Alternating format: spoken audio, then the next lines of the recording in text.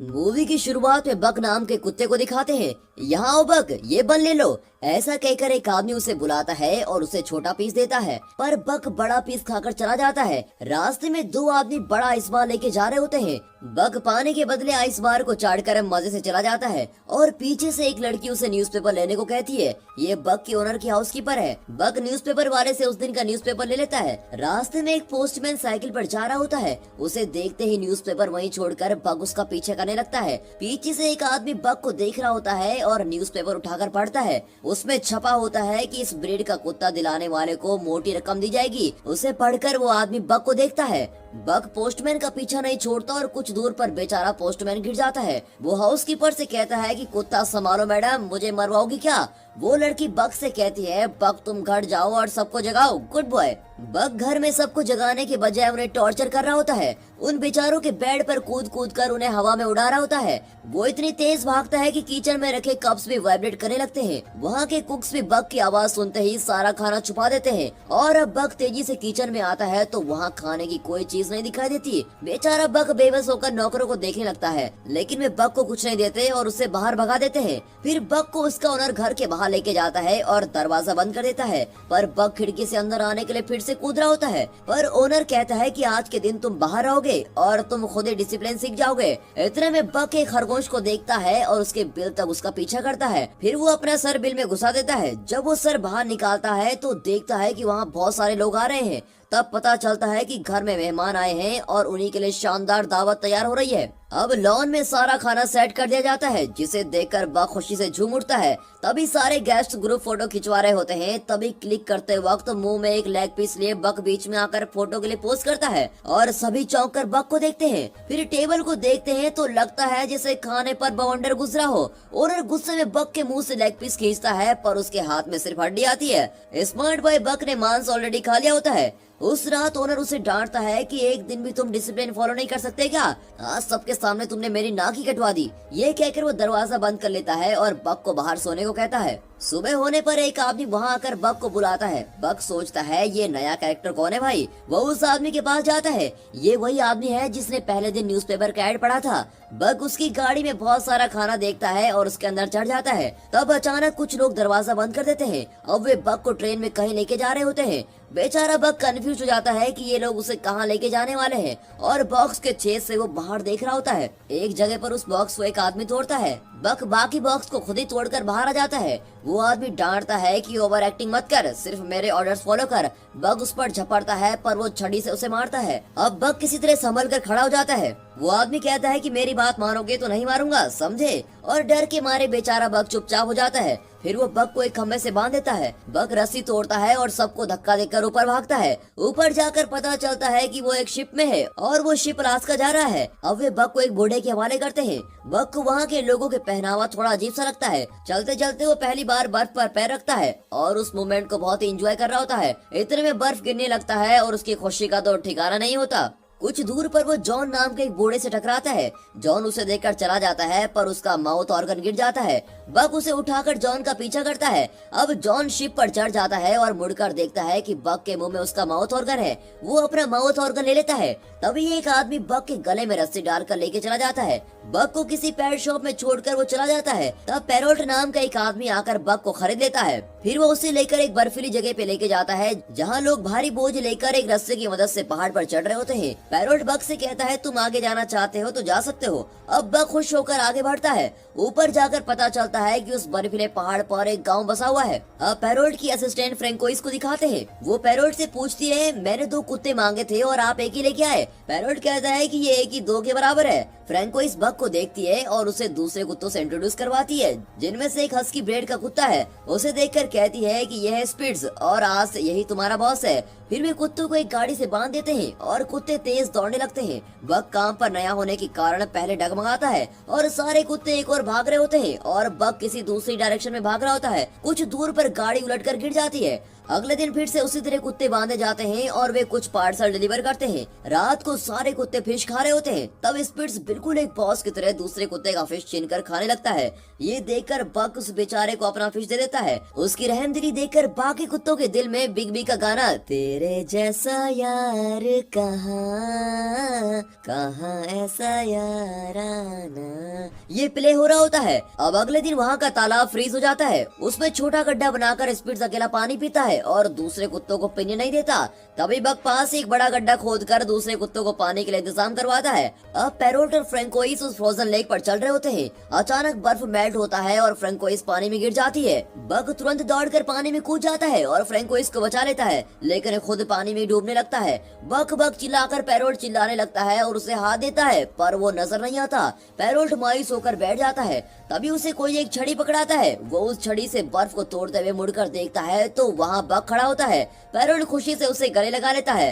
स्पिट्स ये सब दूर से देख रहा होता है और उसे बक के नाम से अब चिढ़ होने लगती है। अगले सीन में बक एक रैबिट को पकड़ता है और उसे बिना कुछ किए छोड़ देता है। अब स्पिट्स उस रैबिट को चेज करके उसे मार डालता है। फिर वो आकर बक को देखता है। उसकी आंखों में साफ नजर आता है कि यहाँ एक ही गुंडा है और वो गुंडा मैं हूँ।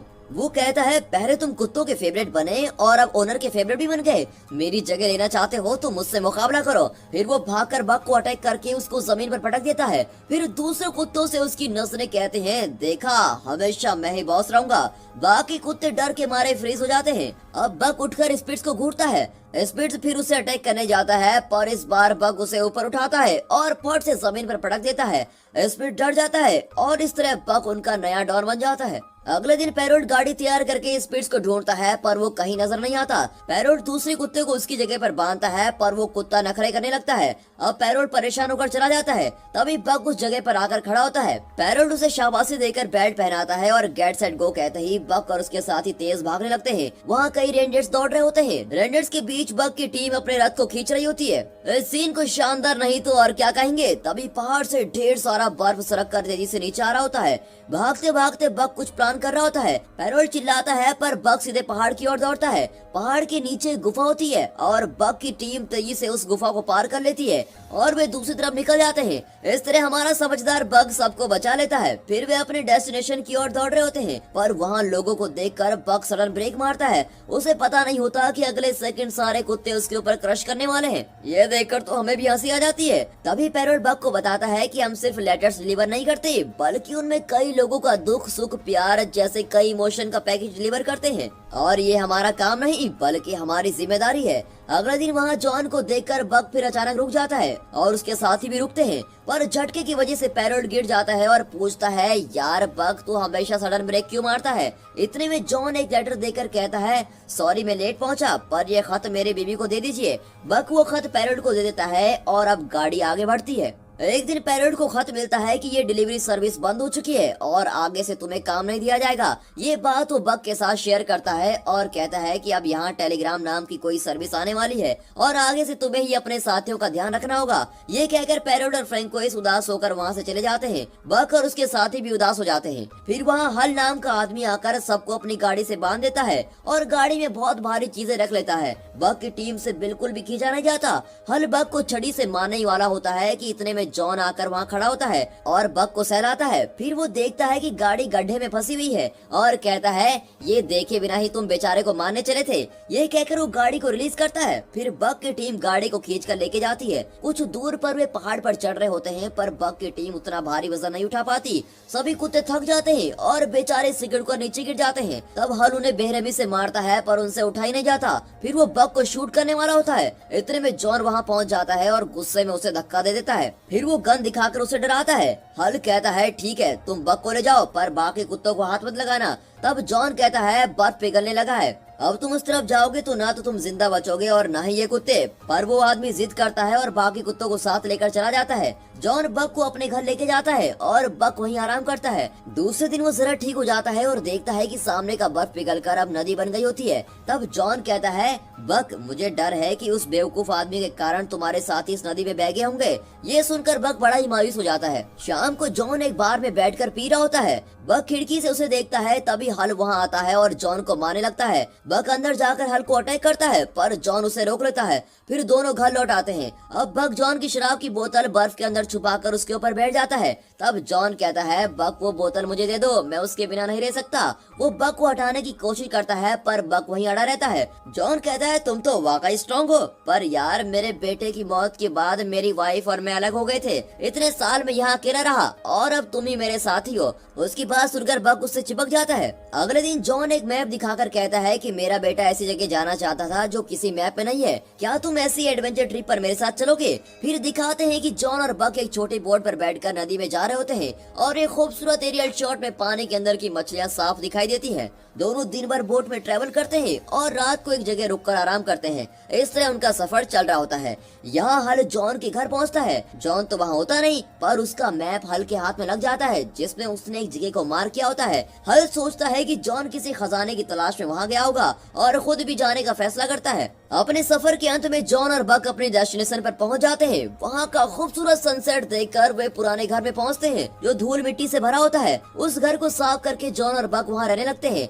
अगले दिन जॉन नदी में नहा रहा होता है तो उसे सोने का टुकड़ा मिलता है। वो बक को भी सोना ढूंढने को कहता है। अब बक ढूंढकर एक पत्थर निकाल कर लाता है। जॉन कहता है उतना बड़ा नहीं बक, ऐसे छोटे छोटे टुकड़े हो तो मुझे दिखाओ। बक पत्थर फेंक देता है और अब की बार सोने का बड़ा सा टुकड़ा निकलता है, पर वो सोचता है कि जॉन को तो छोटा पत्थर चाहिए, इसलिए वो सोने को फिर से पानी में फेंक देता है। जॉन कहता है मेरे बेटे ने जो कहानियां पढ़ी थी वो शायद सच्ची है, इस जगह पर सोना ही सोना है। तभी बक वहाँ भागती हुई सफेद भेड़िनी का पीछा करता है। इतने में एक ग्रिजली बियर आकर बक को डराने लगता है और अब बक डरकर जंगल की ओर भागता है। अब वो सफेद भेड़िनी आकर बक के पैर पर मारकर भाग जाती है। बक अपना पैर उस भेड़नी के फुटप्रिंट पर रखता है तो देखता है कि दोनों एकदम मैच होते हैं। अब बक को लगता है कि अरे ये तो मेरी नस्ल की लगती है। अगली सुबह बक नदी के किनारे लेटा होता है। भेड़ियों का एक झुंड वहाँ किसी सुअर का शिकार कर रहा होता है। उनमें से एक भेड़िया नदी में गिर जाता है और पानी के साथ खींचा चला जाता है। कुछ दूर पर एक पेड़ गिरा हुआ होता है और भेड़िया उसे पकड़ लेते हैं। इतने में बक जल्दी से जाकर उस पेड़ को जमीन की तरफ मोड़कर उसे बचा लेता है और अब सारे भेड़िए बक के फ्रेंड्स बन जाते हैं। वे बक को शिकार करना सिखाते हैं। बक हर चीज में माहिर हो जाता है। वो दूसरे जानवरों, पक्षियों और मछलियों का भी शिकार करता है, लेकिन वो अपना हर शिकार जॉन को लाकर देता है।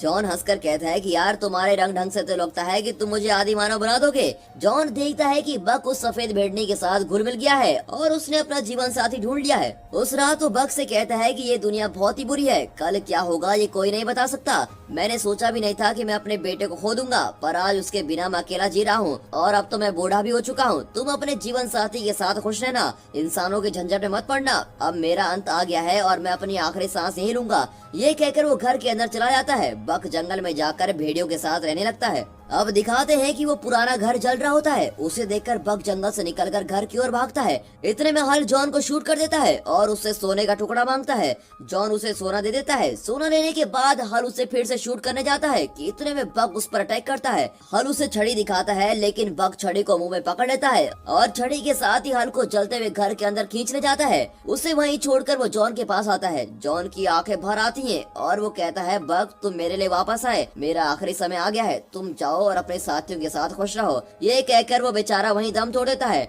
अब बक वापस जंगल में अपने साथियों के साथ चला जाता है। फिर दिखाते हैं कि बक और सफेद भेड़नी के बच्चे हो जाते हैं। तभी एक दिन वही ग्रिजली बियर आकर बक को डराने लगता है। अब बक निडर होकर उसकी ओर जाता है तो वो ग्रिजली बियर चुपचाप रास्ता छोड़ देता है। अब बक जले हुए उस घर को देखता है और उसे उन सब की याद आती है जिन्होंने उसे पाला पोसा था और मुश्किल समय में उसका साथ दिया था। फिर ये सोचकर उसका चेहरा खिल जाता है कि कई मुश्किलों को पार करने के बाद अब वो एक झुंड का लीडर बन गया है। और बक की इसी सफलता के साथ ये मूवी यहाँ पर खत्म होती है। बक की लाइफ की तरह हमारी लाइफ में भी कई सारी प्रॉब्लम्स आएंगी, रास्ते बदलेंगे, लेकिन हम अपना लक्ष्य जरूर पाएंगे। और इसी विश्वास के साथ हम आपसे विदा लेते हैं। पर जाने से पहले आप इस वीडियो को लाइक और चैनल को सब्सक्राइब जरूर कीजिए और हाँ, साथ ही अपने फ्रेंड सर्कल में इस वीडियो को शेयर जरूर कीजिए। And finally thanks for